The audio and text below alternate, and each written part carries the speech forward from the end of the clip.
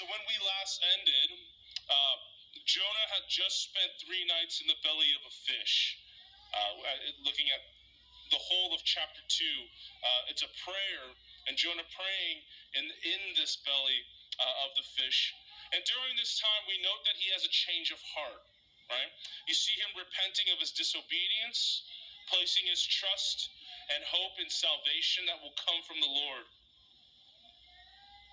And then we catch at the end that the fish vomits Jonah out onto dry land. A very beautiful picture, I'm sure. But as we see entering into today's passage, immediately after being spewed out by this fish, God calls Jonah to go, sends him out a second time to Nineveh. You know, when I played high school basketball, I played for a coach who was a disciplinarian who didn't tolerate very many mistakes.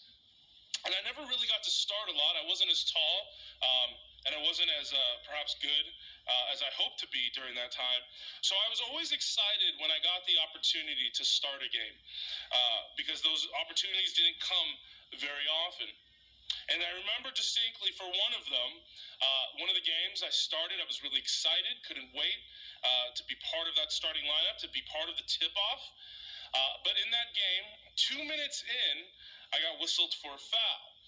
And my immediate reaction was that of disgust, because I thought it was unfair. And so I made this groaning sound in front of the referee and threw my hand, kind of just like dismissed him with my hand. And rolled my eyes, did the whole thing. It was really petulant. It was really sad. But immediately the referee hit me with a technical foul. And it's just kind of an extra foul on top of the foul that you received. And the coach promptly subbed me out, and I sat out for the rest of the game. And in fact, I sat out the next 3 games. Didn't play for 3 games after that.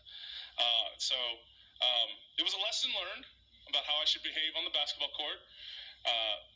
And it was definitely a tough one to learn as well, as you watch all your friends continue to play.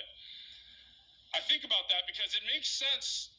It would make sense here if God said to Jonah, sit this one out, Jonah, right?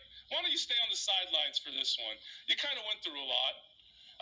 You might be better off just sitting this one out, taking some time to think things through. And yet we see here, by God's wisdom, he pulls Jonah out of the fish's mouth and then sends him straight to Nineveh. You know, as we look at our passage today, we'll see how God works in this really mysterious and strange way of giving us second chances, of working in us in a particular way that uses not our strengths always, but in fact our weaknesses, our failures, our sadnesses, in a way to bring us to obedience.